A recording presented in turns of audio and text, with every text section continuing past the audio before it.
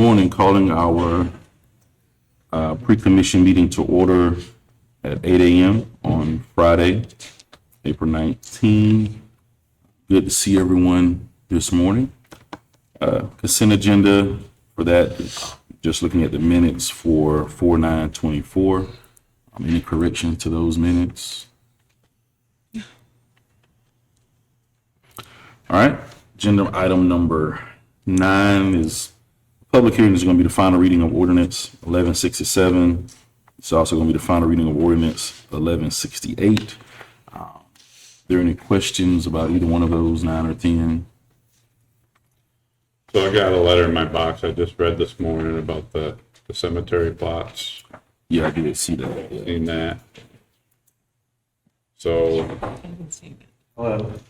I guess we just need to make sure legally we do everything we need to do. Make sure whether, the discussion last time was it looked like the tombstones were just monumental and there's no bodies in the ground, right? So the burden is actually on the landowner to not to Okay. follow the law. With regard to the annexation and the land use designation, there's nothing that should stop the city's authority to move Okay. forward. It's a policy of the state to eliminate enclaves. So there, and it's, if this is an owner initiated application, which I believe it is, the city needs to continue processing it until he withdraws it. Okay. But there's nothing that prohibits you from going ahead and bringing the property into the city and giving Right. it the land use designation. The land use designation that is on the table for mixed use allows for public, institutional, and private. So if there is a cemetery there that he wants to maintain or is required to maintain, this land use will allow him to do that. Okay, So I feel like from the city standpoint, you're in really good shape. okay. So the only time we might be concerned with is when they come to the development order to build on. That's correct. And I have encouraged, all of the documentation we've received, I've encouraged the city to send to the developer to go over with his attorney so that he's clear Okay. about his rights to develop the Okay, property. all right, Go for it. that's all I need to know. Were all the monuments together? I think mean, it's so just that he two, could right? make. There was a the- family of 4 I might potentially have that to was buried there. I only saw leave and call paperwork you for or the something. memorial monument for the father, for one. And there was also some information saying that even if a body, He could that guess. the gravesite memorial was requested 35 years after the man had died. So that suggested it was just a memorial stone and not to bury the body there. Okay. So. Any other questions or comments on that? 9 or 10? All right. In lieu of us probably having discussion on 11 and 12 and really more 12, we held off on discussing the animals after this meeting so that we could just focus on this, and then we'll pick that back up for the next meeting. So, of course, final reading of ordinance 1169. Any questions on number 11? I'm assuming that all the decorum and stuff that was crossed out is because it's going to be replaced with potentially with what we're talking about in number 12. Right. Okay. Yep.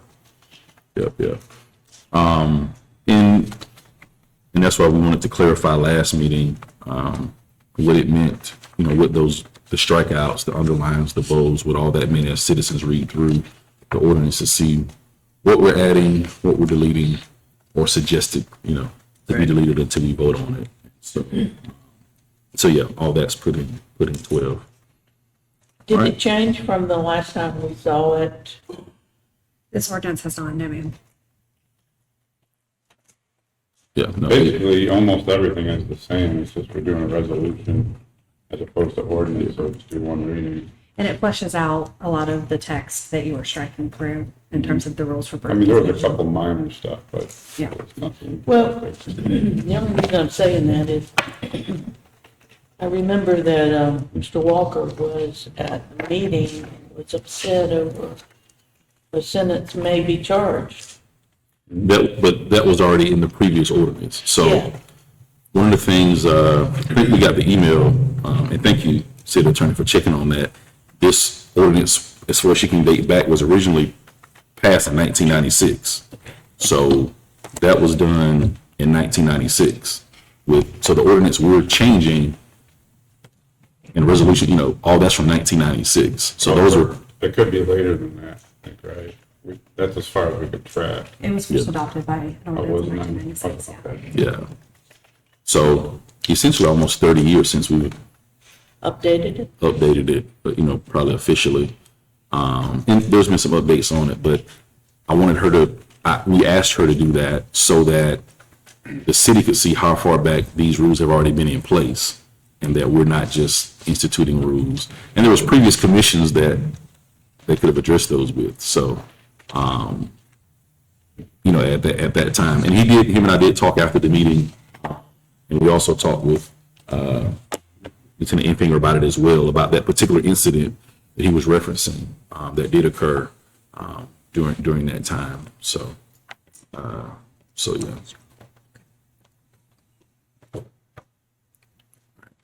But did you have particular concerns about that? No. Okay. So let's look at 42 through 48, which is going to be our resolution.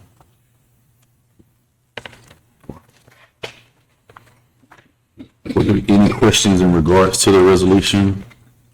Really picking up on page 44 for the rules in regards to public participation in the quorum.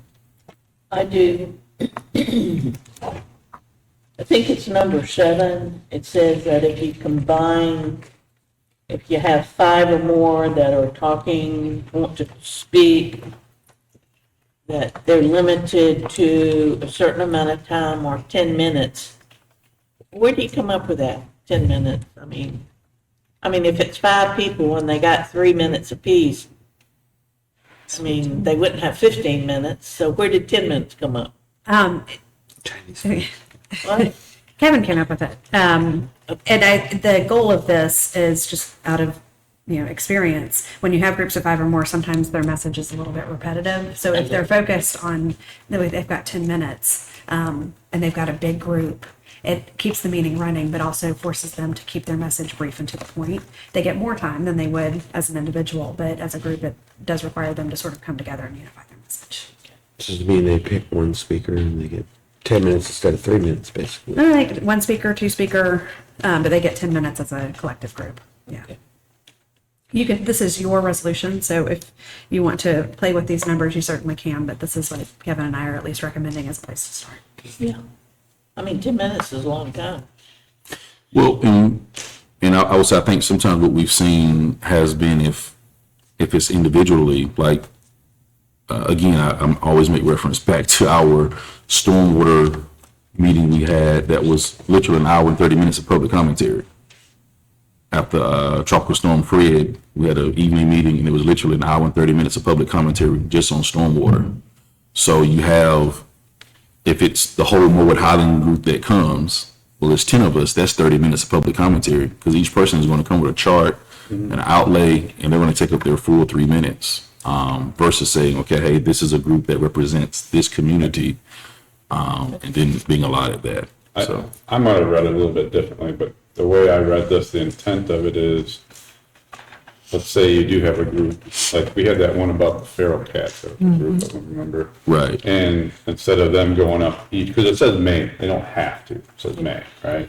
So let's say this person's a really good speaker and we want this person to speak on the issue so we can make a stronger point.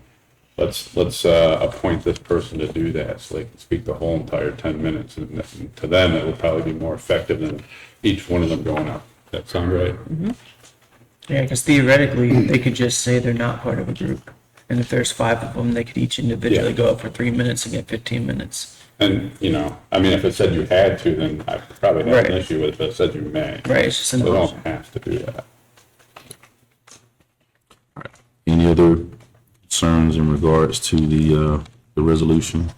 Yeah, I have a few notes. So right below that one, on C, section, what is it? Page 45, section C. It says something about a county commission meeting rooms. Should we just have that say commission meeting or Lynn Haven? Because I don't think we can, Oh, good catch. Yeah. I don't think we can tell them what they can do in other meetings. And then the next one is in section, the note I had was in section, or page 47. Okay, yeah, page 47 at the bottom there, number 7.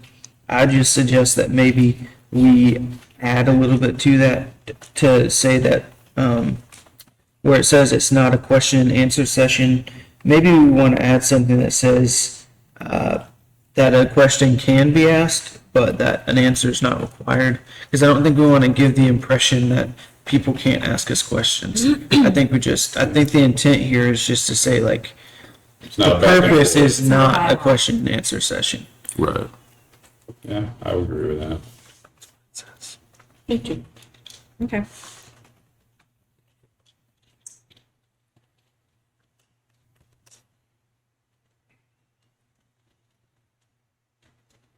Oh, how I missed that one. A good catch.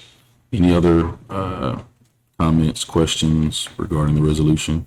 And not that we can't discuss it again on Tuesday, just is there anything else we want to add to it or take from it or get clarity on? So the sign-in sheets, I know it's just public commentary, but, when's that gonna start? Once we pass this resolution, Okay. So that'll the start- meeting- If we pass the next meeting, that'll be the meeting after. right? Although they are already Required. required, like we can already institute that, just so there'd be clarity on how we'll be doing that. So that'll be the first meeting in May Okay. that we'll do that. So once we If pass we it, pass it, then- yeah, if we pass the resolution in the first meeting in May, we'll do that. If this was originally updated in 1996, when did the sign-in sheet fade away? Because as long as I've been on, there's not been a sign-in sheet. I would probably assume sometime during Mayor Kelly's, or, No, it faded away during Mr. White's term. Mr. White's term. okay, so that'd be doing when Margot, okay, so Mayor Kelly, they did the sign-in sheet, and then during Margot's time, or Michael White's time, it faded away. Okay. Was there a reason?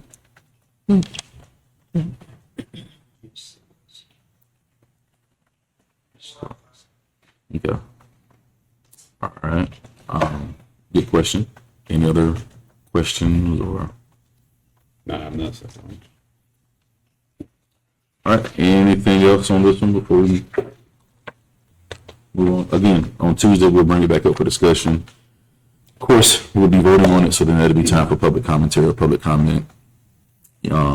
I think from what I'm hearing with public comment, from what I've heard, I guess one of the concerns was about that's what sign-in sheet itself. That was probably one of the probably the major thing that I remember hearing from the last meeting.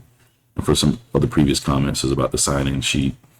Are there any other concerns that you've heard from citizens?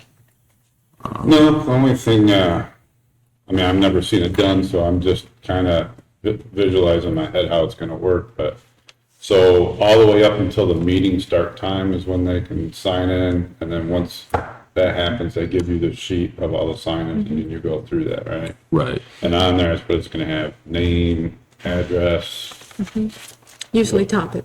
Topic, yeah. What agenda item they'll be addressing. So if you see a topic on there that's already on the agenda, it's gonna have open for public comment, you'll know that, hey, this is gonna be talked about during the agenda, not during public comment. Okay. Right.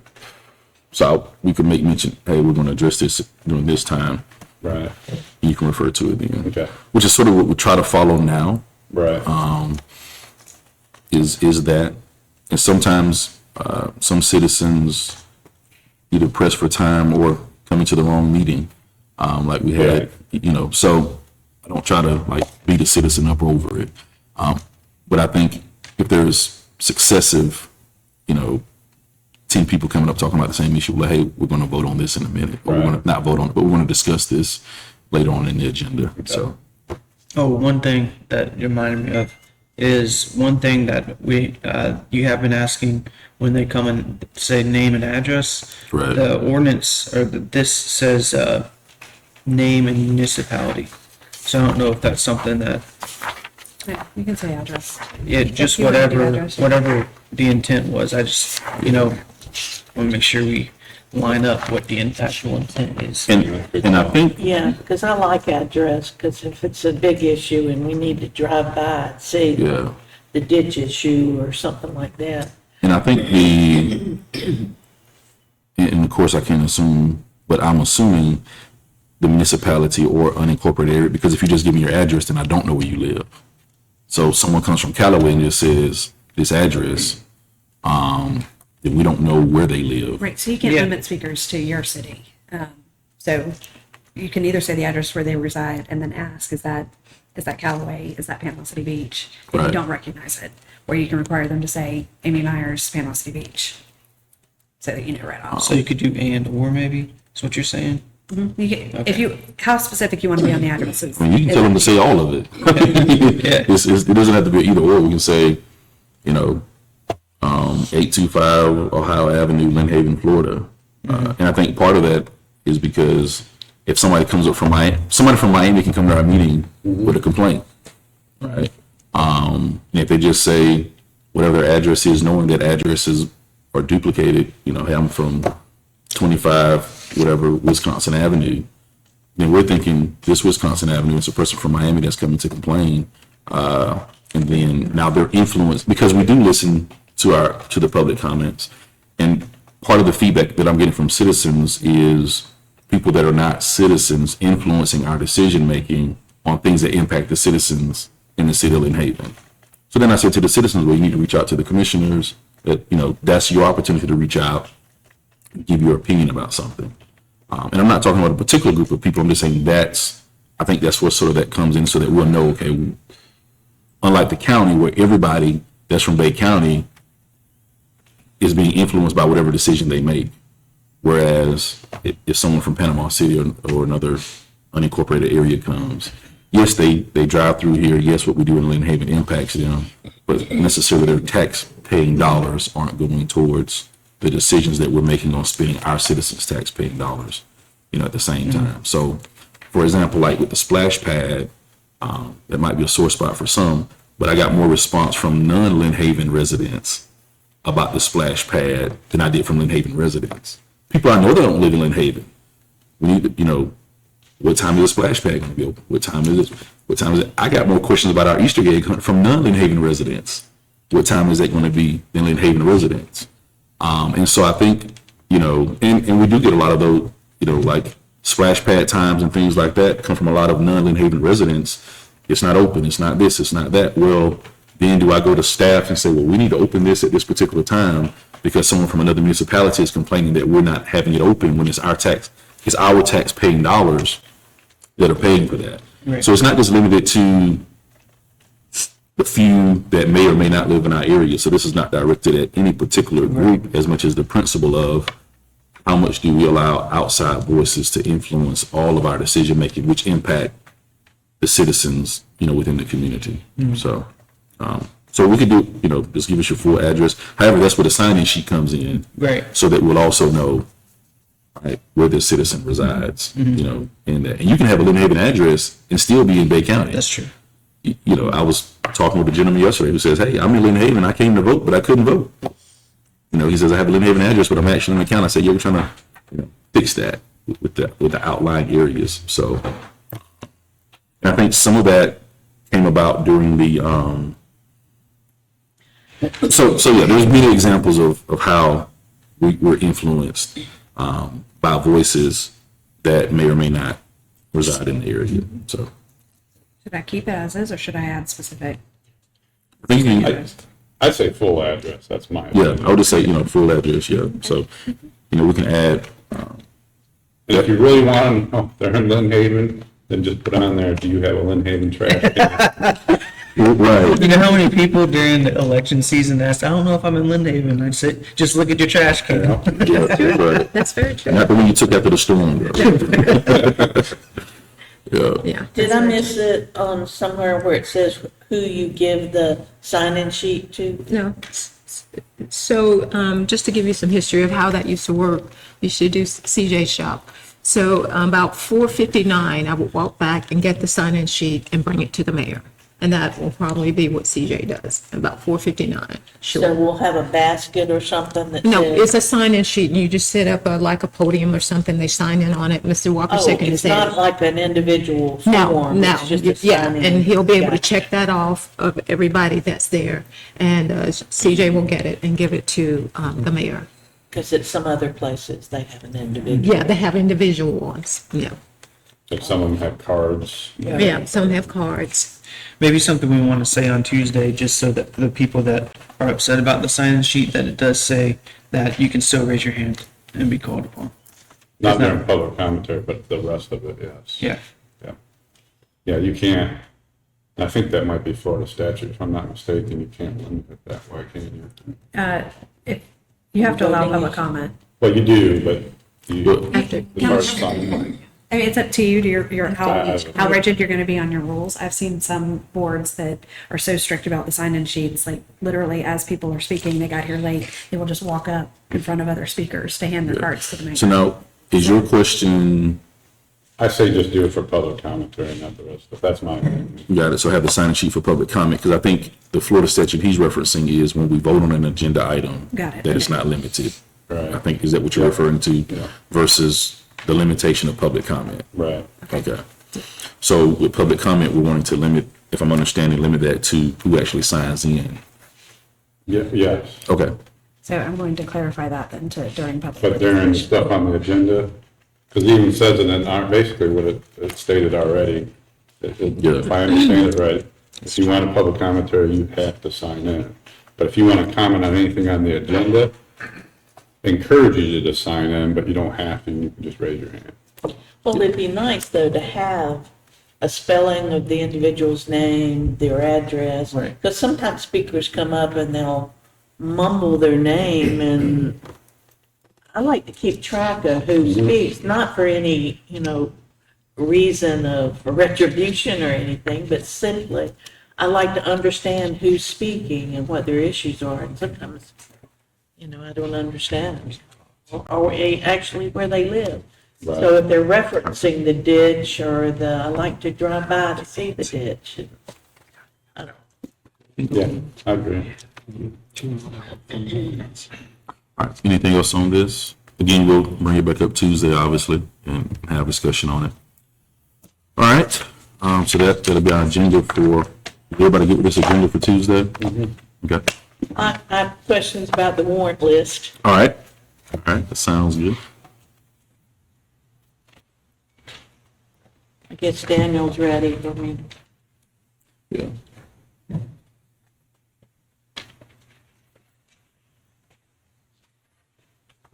Have we finished cleaning out the lake? No, ma'am. Okay. The 4.5 inches of rain didn't help us too much. Yeah, I bet. Who's Quinlan Powell? They're working on the sports complex. Phase 2. And there's about $180,000 left on that. And public risk management, is that our, That's our quarterly insurance payment. liability. and Viper Automation? That was, and I might need some help here, that was a SCADA. It's, SCADA. can you? That was the SCADA upgrades. I think the commission approved it last April and it was Yeah. back ordered and Yeah. finally got in and done. Okay, yeah, that's good. Okay, that's all I have. Okay, thank you. All right. Thank you. All right. Anything good for the good of the order? I do. I got an email about that 16th Street ditch. Rode by there. It is kind of a mess. But it's also the street they're redoing the sidewalk. So did somebody respond back to this gentleman? I didn't get an email. We have spoken to Mr. Anderson numerous times. I do understand his concern. There is a little cleanup that we can do to kind of straighten the ditch out. However, he didn't want the ditch dug at all because he didn't have any stormwater issues. It was from the one, several parcels down that weren't draining, so as part of this year's ditch cleaning is what we dug out. They did break the valve pad that we're fixing and charging the contractor for, and then we will saw out a little bit the edges to clean that back up. Is that Mr. Anderson? Yeah, I talked to him. Okay. Yeah, I personally talked to him. I didn't respond, I didn't know what to say, Yeah. so. Yeah, I was kind of like, I started. I mean, I rode by and looked at it, and it looked, Yeah, no, I personally talked to him. okay. is that over there? Remember that park months ago? Maybe it was over a year ago that was talked about.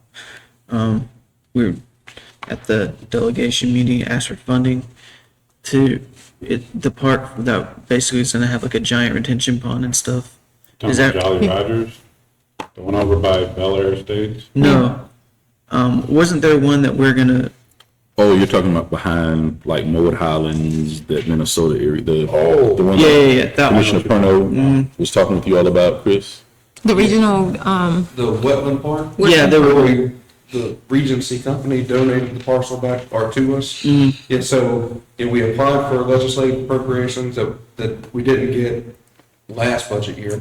And then we actually just submitted a $750,000 grant to NIFWIF, which is what, North Florida Water, something, one of those acronyms. We've been meeting with Dr. Jessica Graham from the Estuary Program at FSU and Gerald Boudreaux. Daryl Boudreaux with Northwest Florida Water Management. They both feel we have a great chance of getting this grant. It's a non-matching grant to cover the design and permitting. Now, this portion, they won't fund any of the design for the recreation side.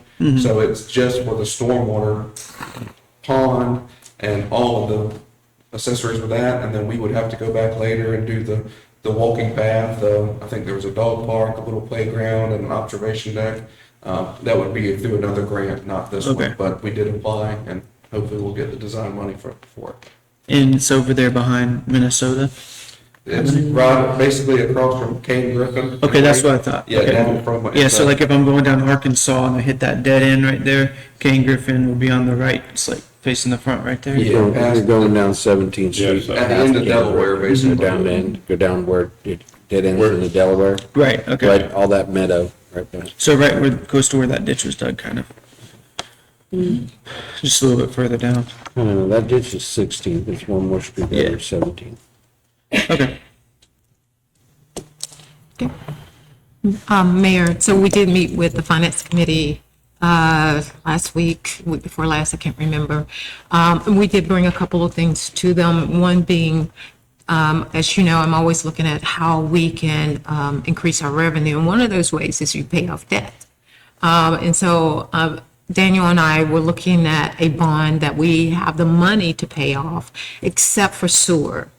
It's about $1.4 million left on that. It's split between three departments. General fund has some of that, the majority of it. Water, and then sewer has like a small portion of it. So general fund definitely has its money to pay it off. So does water, but of course sewer does not at this time. I did save back probably about $800,000 from the ARPA in terms of rainy day or wanting to pay off some debt. And I wanted to let you know that we are going to go on and pay that off. That just frees up more money in general fund and the water account and sewer to be able to do that. Speaking of the financial review board, when's the next meeting? I don't think they set one. I think they were going to sync their calendars so that they could all meet. And who appointed Frank Hall? Well, it's whoever is Aldridge, I think. So I forget, it's Sam Peebles, or Yes. Commissioner Peebles. Yeah, so Commissioner Peebles, you will need to find someone to replace Mr. Hall on the Finance Committee. Okay. And that was one of the reasons why now, remember, they didn't set the meeting. We talked about, we were going to get together and sync our calendars. So if you want to put that on the next commission meeting, think about somebody that you would like to appoint to that committee. Okay. Okay. Do you know what they're gonna be going over at the next meeting? Probably, they looked at the budget, they looked at the draft budget then. They asked us to come back and bring an analysis of the water and sewer, but since we increased the rates, and does the projection look like we said it was going to look in the next 5 years? So I remember when I think it was when we started the debt review committee, Mayor, that we had a briefing about all the debt that we had. Right. They talked about the disaster recovery bond and how much money they were projecting that we would have to pay. This is me, see what you guys think about it, but I'd like them to look at as far as the whole city rebuild and the FEMA reimbursement, as far as how much we spent, how much we get reimbursed, and then what we're projected to pay out as a city. Because I know that's one of the things we talked about the financial review board. If we wanted to add other things, we could discuss it and task them with that if they're willing to take it on.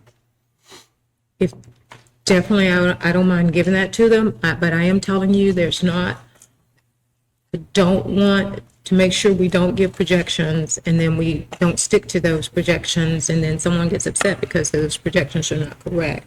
So we can surely give that information to them, but as we talked to the auditor said the same thing. You're not going to be able to make a true projection till around 2026. We'll finish up with FEMA in 2025. You'll have a better idea, but we can surely, I'll give them everything that we have and see if they can make a projection. But I think between Dan and I, we've kind of done the same thing. I am going to include the $5 million that we were not reimbursed. That's part of part of that whole calculation that we didn't do the first time. We didn't put that $5 million in there because we thought things were going to work out. So we'll make sure that they get that information. And I'll bring that to them. Okay. Since we're discussing finance, and I think I did mention this to you maybe a couple weeks ago. So I have had a few citizens, of course, ask about the debt. And of course, we say, hey, our final debt will be paid off in 2047. And some of them have asked, I guess, in regards to the loan for the 17th Street ditch project. Yes. That they initially thought that it was for 20 years, but now it's for 30 years. And so some have asked, how did it go from being a 20-year loan? You know, when did the city or the commissioners approve it from going to be a 20-year loan to a 30-year loan? And then also with it being not paid off in 2047, I know the debt review committee looked at it previously, although it's a low interest rate, will we actually pay more interest over that period of time? Because we're still looking at another 20 years before it's paid off versus another loan that might have a higher interest rate but a shorter payoff time period. Would we actually pay more in interest on this loan? And would it be advantageous for us to look at possibly paying this loan off prior to the 2047 so that we might have a savings? So I guess there's two things. One, when was it actually changed from a 20-year note to a 30-year note? When did the commission approve that? And then would it be to the city's advantage to pay this off early? Would it be a savings for us if we paid it off early in comparison to, obviously it would be a savings, but in comparison to looking at other loans that might have a shorter lifespan on those, but still we'll be paying less in interest. How much was that loan for the 17th Street?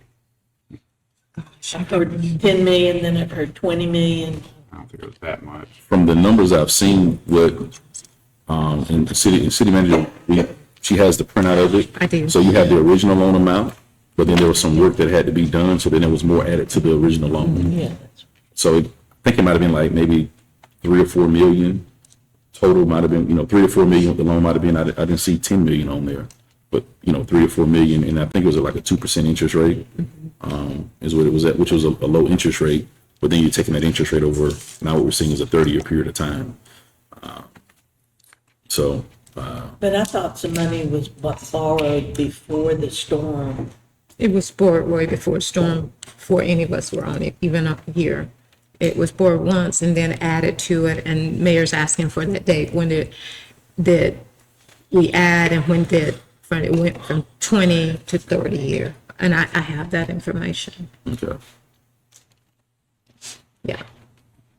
I say we look at all of them, not just that one, look at all of them, see which one's most advantageous to pay off to save us the most money, you know. I know there's a lot of, I can get kind of confusing because Yeah, That lot is to where we look will at. bring our financial consultant, which is John Misak, in. And he is the one that will look at those. He looks at them yearly. Yeah. And he gives us a recommendation. So that'll be something that we'll meet with John about. yeah. Well, wouldn't you want to pay off the ones that had the highest interest You- rate? Typically. Well, you- Typically, we You do. can, but my question is, if we're paying on, so when we discussed the loans, 'cause we had this discussion 3 years ago when we organized the debt review committee, and the recommendation was, because we did talk then about paying that loan off, and the recommendation was, well, it's not the highest interest rate. My question is, although it's a higher interest rate, so for example, if I get a loan from you you give me a 10% interest rate, and I get a year to pay it off, but then you give me a loan for a 5% interest rate, but you give me 5 years to pay it off, am I actually paying out more in the 5-year period than I'm actually paying off in the 1-year period, based on how much is the loan? So that's what I'm asking Kind is, of like mortgages with the 15 and 30-year mortgage. right, am I actually paying off more interest? Is it costing the city more money to have a lower interest rate with a 30-year payoff versus because all of the interest rates are low. I mean, you're talking about 2%, 2.1%, 2.5%. And then if we think the interest rate is too high, now we can go back to the banks and say, well, hey, this bank is going to offer me this if I refinance with them or if I refund with them versus you. So then we could maybe even use that as an opportunity to lobby with some of the banks on getting a lower interest rate. But I think that we'll get review because we haven't looked at that since we organized the debt review committee. Like just looked at all of Yeah, our, they did.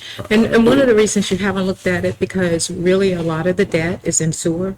Sewer doesn't have money to pay off debts. So it's been in your enterprise fund, so you can't take general fund money to pay off debts in enterprise fund. Yeah. And so once we pay off this money that's in general fund will have no more debt except for the disaster recovery. And general fund is very healthy. have a good day. And so stormwater has been the same way. You're not really finding money there unless you take it from reserves, which is fine. But when you look at water and sewer, those are the areas most that you want to be careful with. But we will get with John and set up a meeting and his recommendation. And I know he's looked at that before, and so has the commission in the past, that particular loan, of that loan being paid off.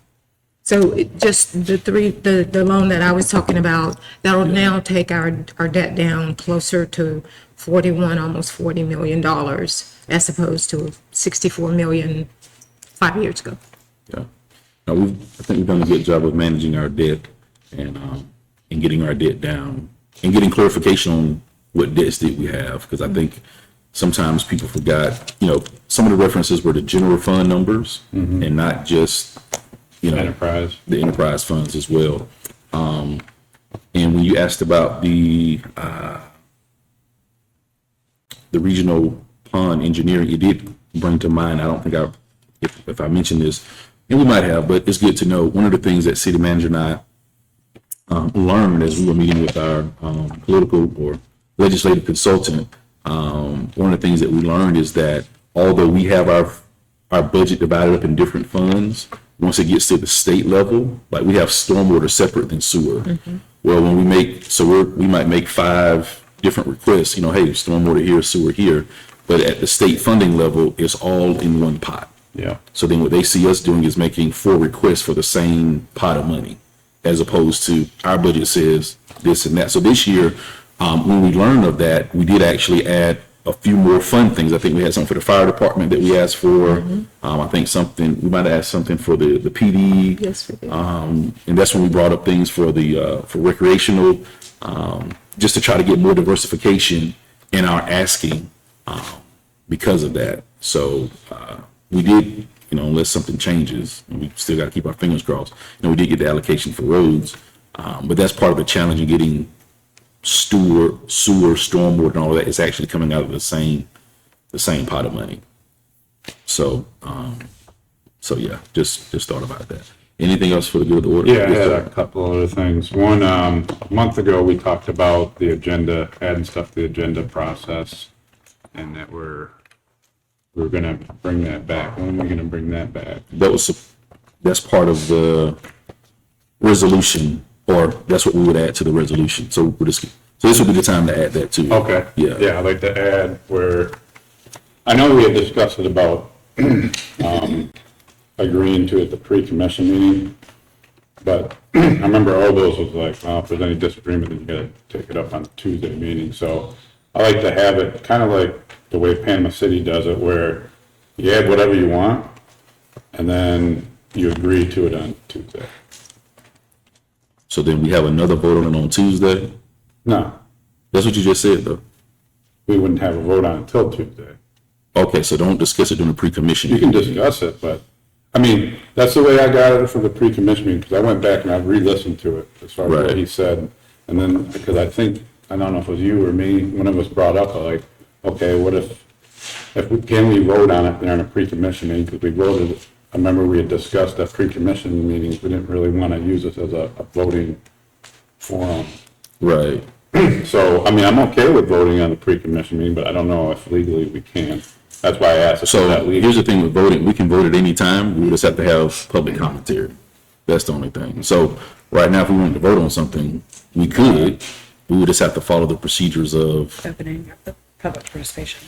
yeah, I mean, if that's the case, if we get allowed public comment, that's why I asked if it was legal. If we get allowed public commentary, then I'm of the opinion, you might as well just wait till Tuesday to do it. got it. Because how many people are gonna show up to the pre-commission meeting? Mr. Walker. See?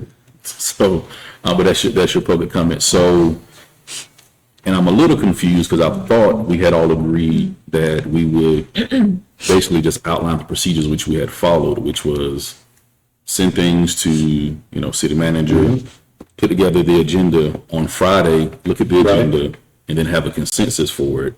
And then if there's something additional that wanted to be added, then we could vote on that to be added, like Robert's Rules of Order, on Tuesday prior to the meeting. So I thought that's what we had discussed. And I'm We had okay a with that, consensus on I'm just, So, You just want to see it on paper? and- that's fine, yeah, yeah. I'm okay with that. So that's why I'm a little confused on, So what you're saying, if I understand you correctly, is we can add it to the agenda, bring it to the pre-commission meeting, we bring it to the pre-commission meeting, if we don't have consensus, then we'll have. if we don't have consensus, then if four of us say, I don't think we want to discuss that during commission meeting, then it's not on the agenda. Okay, so what you're saying is we vote on it at the pre-commission meeting. Not necessarily a vote, just consensus, just a discussion of, now, we can take an official vote Right. if that's what we want to do. But hopefully, so here's what we're trying to get to, is hopefully the commission has enough respect and relationship that we can sort of say, that we're trying to build rapport with one another, that we can, have a discussion and say, I don't think we want to discuss that. And if 3 or 4 of us agree with that, then we could officially make it a vote, or we could just say, okay, hey, we're just not going to discuss that on the agenda. Right. And is it something that we can just discuss, like we're discussing now? And then if that person wants to bring it up again on Tuesday, then they can bring it up again, or to be officially voted for or not voted for.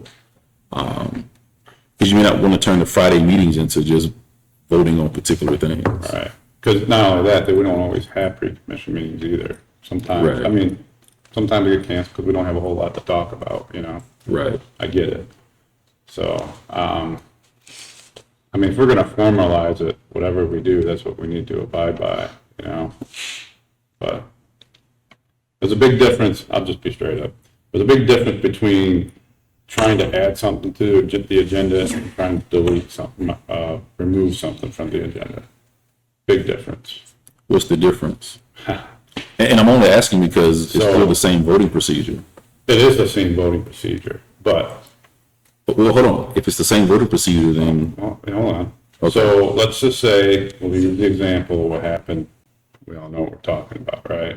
I don't. Where I want to add something to the agenda. Okay. And you decide not to add it to the agenda, right? Correct. So the only way I can get added to the agenda is request it from the commission. Correct. And I say, all right, this is what I want to add to the agenda, get a second, you vote on it, and you got 3 people. Correct. Now, if you already have it added to the agenda and you say, and then someone speaks up and says, I don't want that on the agenda, I want it removed. Someone seconds it, then you gotta get 3 votes to remove it. Right. It's a big different dynamic in that as opposed to trying to add. So someone might be more apt to, I don't want it on the agenda, but when you go to try to remove it, they may not be as apt to remove it from the Got agenda. it. So this is more personal then versus No, it's procedural? not personal. No, I'm just, because this, let me say, this has not been an issue until that became an issue. Yeah. So to me, it's more personal than procedural. Because this has been, I'm only saying, this has been our procedure since I've been mayor. This has been a procedure since before I was mayor. But then when it became something personal, so this is more personal than procedural is how I'm seeing this. Which is fine if we admit that it's personal. But let's I just wanna do- let's not use this as an opportunity to do something personal versus looking at the procedures of it. No. So, because this has been our procedure since before I became mayor. Okay, so let me ask you this, is, when it was brought up, you didn't know what to do, right? Because this has never been a problem. So you had to get with the attorney, the city attorney, to determine, do we add this to the agenda or not?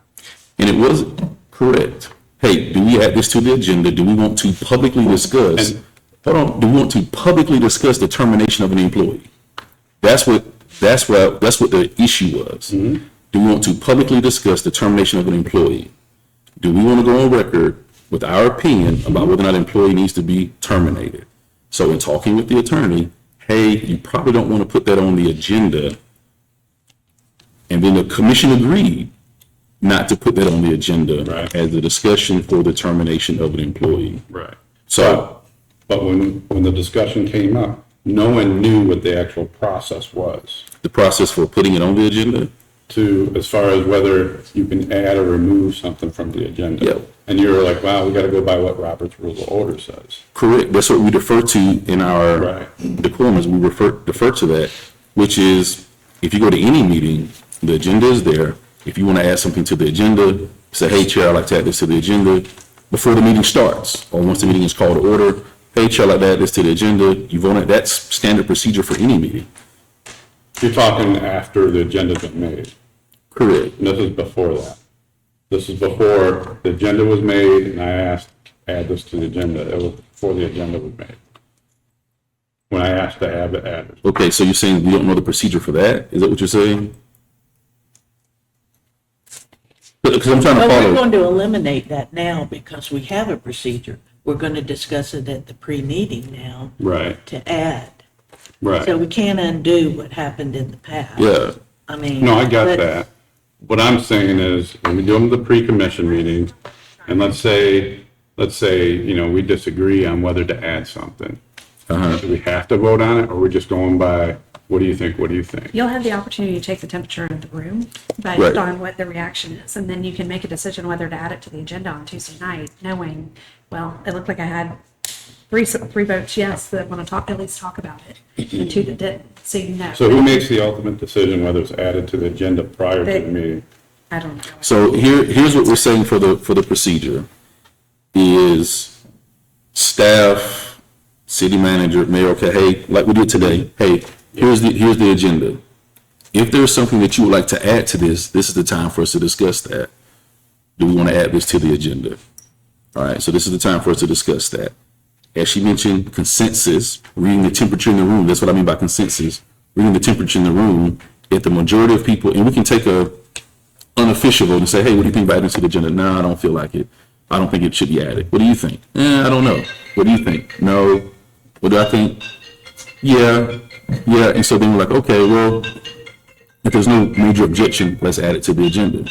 Or if there's indifference, let's not add it to the agenda. So, I will say for my piece, for whatever it's worth, Yeah. if you are charged with preparing this agenda, you don't have the authority to put on the agenda anything that is not within your authority. So the termination of an employee, if that is the example given, that's not within, unless the employee is her or me, or I Yes. don't know that you have the authority, the board doesn't have the authority to take action on that. You may discuss it, and I would say that this pre-agenda, this workshop is an appropriate forum to discuss items, that's particularly why if I you have wanted to authority. talk with you. This is exactly why I wanted to talk with you about this. So this is the perfect forum to do that. and Okay. share those opinions and have a discussion, because it's in the sunshine and you can talk about it, but it's not within your authority to act on that. And so for Vicky's standpoint in preparing the agenda, I would advise her, it's not within their authority, don't put it on the agenda. They can't. So They can't we- take action. So we as a commission cannot direct the city manager to make a decision on an employee, is what you're saying. That's correct. That's within her authority.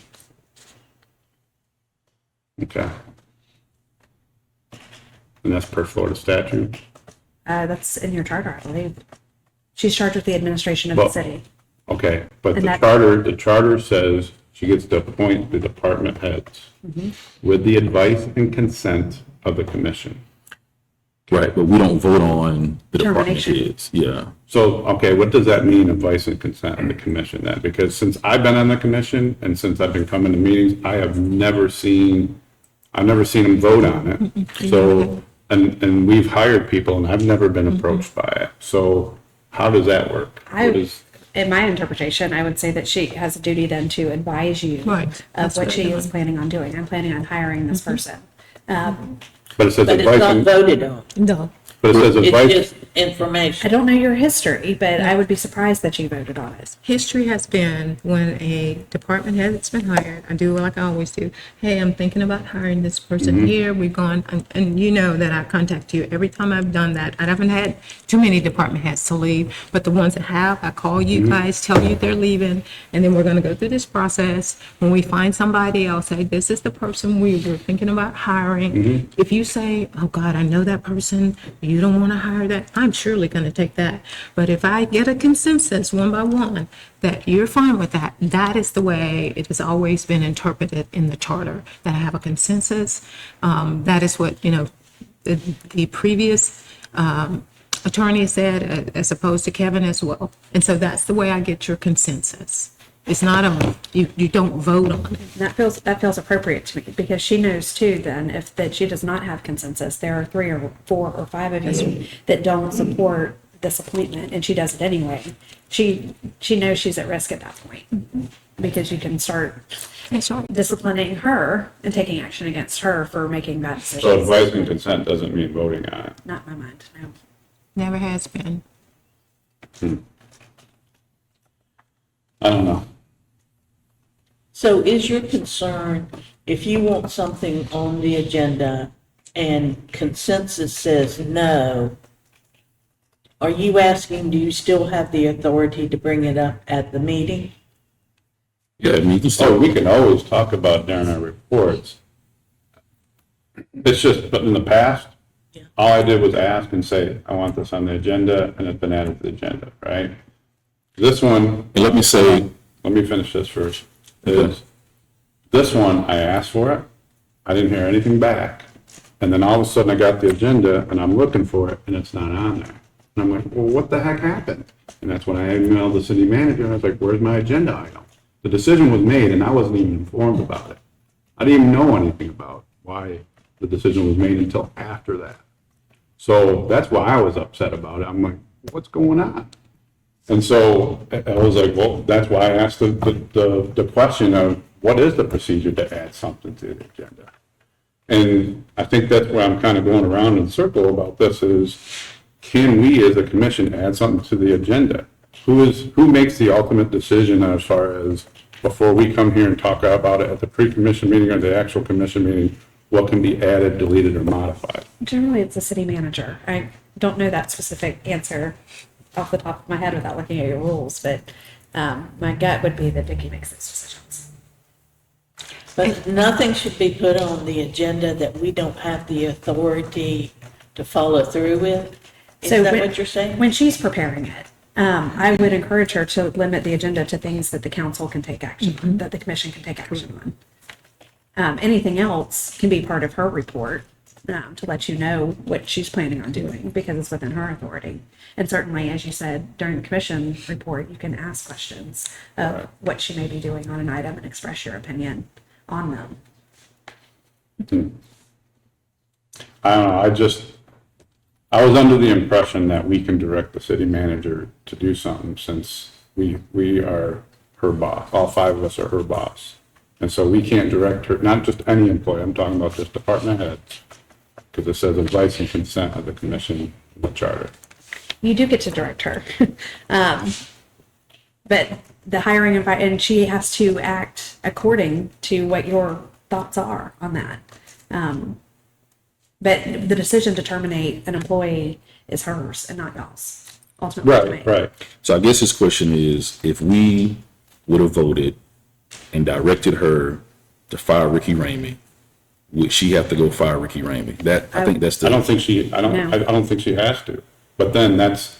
So that's the specific question, not it's, if the commission votes and say fire Ricky Ramey, Yep. does she have to fire Ricky Ramey? And if she doesn't fire Ricky Ramey, what happens?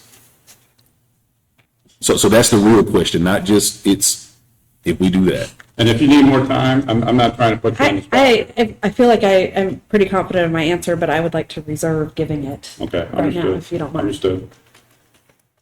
So we can bring it. I bet each one of us have already expressed to her Right, but we're just our trying to get clarity. opinions. We have, but that's the advice that's the advice, and I understand that. And I'm not being funny or sarcastic or anything, but we really are trying to get clarity for the question that Yeah. Commissioner Work is asking, and that's the clarity is, if we direct her to fire Ricky Ramey or fire another department head, Right. I always pick on Chris Lightfoot. Hey man, it's too much poop running down my street.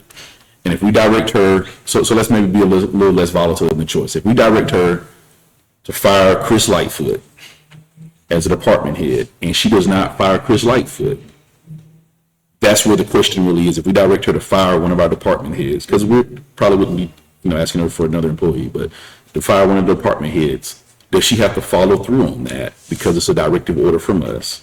And then if she doesn't follow through on that, what then would be the consequences of that? Okay. So I think, is that in line with? Yeah, I believe, and I'm not a legal expert, which is why we have a city attorney, but I believe even if we direct her to, I don't think she has to. So that's the question is, how much authority do we have in our direction to her? I will answer that question, but I don't want to do it right here. Yep, I understood. No problem. I get it. Yep. Any other? Last thing I got is the comprehensive plan. When are we gonna go over that? So once we get finished with this, we're conferring with Yes, sir. Florida State on their availability, and then we'll start working through it then. So All right. Do we know the deadline yet? As far as when we gotta have that turned in? See 2025. So sometime in 2025. Yeah. Do we have another assignment? I like to plan ahead. continue to start working through the animal chapter. I say animal chapter, but continue to work through that, and we'll be discussing that at our May meeting.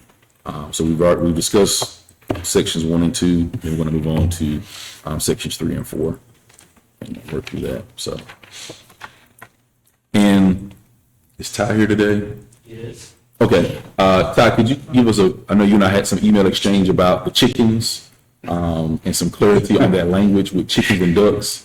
Because I did have somebody that said, well, I can get quails now, and I think they were joking, but They were joking. I know we had some emails about that. Yeah, I spoke with Courtney and I said that there has always been, and she's not sure why, chickens were separated from ducks. I asked, is there any reason why ducks can't be included in it? She said, none at all that I could find. Okay. So that's where I wanted to make sure we clarified. Okay, so we do want to add the language of ducks there, so it can be. Yes, sir. Okay, but not just all fowl in general. We'll end up missing something somewhere. Got it. So, so that's the email exchange we had after that discussion. So we'll be adding chickens, the language of chicken and ducks to that. Yeah, and I think I emailed you if we're going to do that. We just need to make sure that we put in a stipulation for, to prevent nuisances, I smell, what have you, needs to be cleaned out weekly, that kind of stuff. Yeah, So, got it. And I think there was also clarification on the rabies. I think we clarified that although there are 3-year shots, it still has to be that. and I 1 year. did misspeak. Okay, When Commissioner Vandergriff asked about it, I looked it up quickly on my phone and it said 12 months. okay, The second shot has to be within 12 months. After that, it can be a 3-year. okay, Yeah, so I misspoke on that. okay. All right, so I guess we just clarify that language And that's per Florida statute, right? Correct. All right, so let's just, if we could just clarify that, update that to mirror that. Mayor, can I answer Commissioner Vandergrift's she asked a question about how much that loan was. Thank you. It is a total of $5.1 million. We started off paying $14,000 a month. Now we're up to $21,021 a month, and it does not end until what Mayor said, I think it's 2047. And the interest rate is 2.55. My bad, I thought it was 2.0, so 2.55, got it. Okay. A little clarity, last commission meeting, a statement was made that I took a campaign donation and then signed a development order 8 days later, meaning assumption that that campaign donation influenced me signing a development order. So I did ask CJ if she could get with staff on clarifying, because I don't remember any of that. If she could get with staff on clarifying that. So yeah, I did receive a donation, but we didn't sign the development order until November 14th, 2023. So basically that, I guess that's a citizen of Lynn Haven. Basically that's a lie. So let me ask you this, city attorney. So I'm not talking about for like litigation or anything like that, but someone comes up and makes that statement that, hey, took a campaign donation, signed a development order. Turns out that basically that's a false statement. Is that like slander? I mean, because you're coming at me with my integrity at that point. So how should I respond to that? Again, I'm not talking about trying to sue anybody. I don't have time for that at this point. But just asking, well, how do we handle that? Because that happens quite often, where people come up and basically just lie. My recommendation would be to create a public record, whether that's an email chain that memorializes, in fact, this is what happened, so it's in the public record forever. Alternatively, you do have the opportunity to address it at a public meeting. However, that sometimes gives it more energy and fire, and the conversation never ends. Right. But these conversations, even if we don't address them, they still don't end. It's true. I'm only saying that because that's November, and this is April, and we're still having this conversation. The rights of the speaker are greater than your right to diminish it in any way, so you sort of, I'm not trying to diminish it. I guess I'm just saying, there's no way to stop it, and the threshold Okay. for slander is very high for a public official. I understand that. I'm just asking, in the general term, not as a public official, is that slander? If a It is. person lies on me, is that If it slander? has an effect on your reputation and it is not based in truth, then yes. It does have an effect on my reputation. Well, I think correct me if I'm wrong, but I think the standards are different for elected officials than just regular residents. It has to be, Defamation or malice, I think. it And here's does the have to be thing. malicious I understand that. and without regard to the truth of it. Right. I understand that. I'm not talking about for litigation purposes. Not talking about that, but just saying it's still a false statement. And so we have a lot of those that happen. It's true. And so it's not just, okay, because what happens is you're going to take this statement and we don't isolate it. They're going to compound that with other statements that are being made that happen over a 3-year period of time. So I get it, the threshold is high. So it's not just one statement. And it does affect personally, because I have a job outside of this Right. that it can affect at the same time. That is based on integrity. I'll say this, and I totally agree with you, but it's not fair. And I shouldn't say it's not fair. When we signed up to do this, I think we knew what we were signing up for when we became elected officials. There's a lot of risk involved we make, what, $15,000 a year, and you make $18,000 a year. So you Right. make more than us, right? Not enough. Yeah. So I think as elected officials, we sign up for that, and we know that those are the risks that we take, and it stinks. It does. And I remember reading up on it, and I'm not a legal expert, I'm not trying to be, but the way I read it is, as elected officials, an only way that you could recourse that you may have as far as defamation is you have to prove malice, which is very, very difficult to do. And sucks. I get it. Without Right. regard to the truth is the legal standard. And again, we're not in the litigation context, but it is very high for a No, public I official. do It does understand that. It does require the toleration of a lot of It's like- statements that are not true. I understand that, but then if it impacts another's job, That's what I'm saying, not just in, 'cause I have another job that it could impact if my employer thinks that I am actually doing the things that I'm being accused of doing. I get it. And no, I don't know that there's any recourse for you. My recommendation remains to make the record straight in the public record so that when your employer asks, you can say, here was the allegation, here is all of my evidence that it was not true. Okay. Does he do that at a meeting? That is his prerogative. I recommend it happen via email and the creation of public records sort of behind the scenes, so that it doesn't compound. Yeah, I get it. I'll use another example is like the financial disclosure we gotta fill out this year. I filled out most of mine and I'm just like, I found out later, I didn't realize this, I have a trust from my parents. And so I called the ethics commission, I gotta put that on there. So I had to call my parents and tell them, hey, I gotta put this information on there. That's not fair to them, and I think that's why a lot of people dropped out throughout the state of Florida. I think it's horrible. I don't think it should ever happen. I don't have a problem showing people what I make. Only time I had a problem was when I had to show my parents information now. And I'm not good with that. Now I have to. People can take that information, and I'm sure they're going to do it with mine. They're probably going to do it with the rest of us, and they're going to look at it, and they're going to make certain accusations about it. And I think it's just a risk you take with political office. And I think that's why, I don't know, that's why I think you get a hard time getting a lot of people to run for office. I wish we'd get more people to run for office, but unfortunately, but it also works the other way. Sometimes people take the political advantage of it too. I'm not making any accusations. I don't think any of us do that here, but there are other local politicians that do take advantage of it. And So, what is the political advantage here? not here, nothing. Unless you do, well, I've yet to find it, yeah. me too.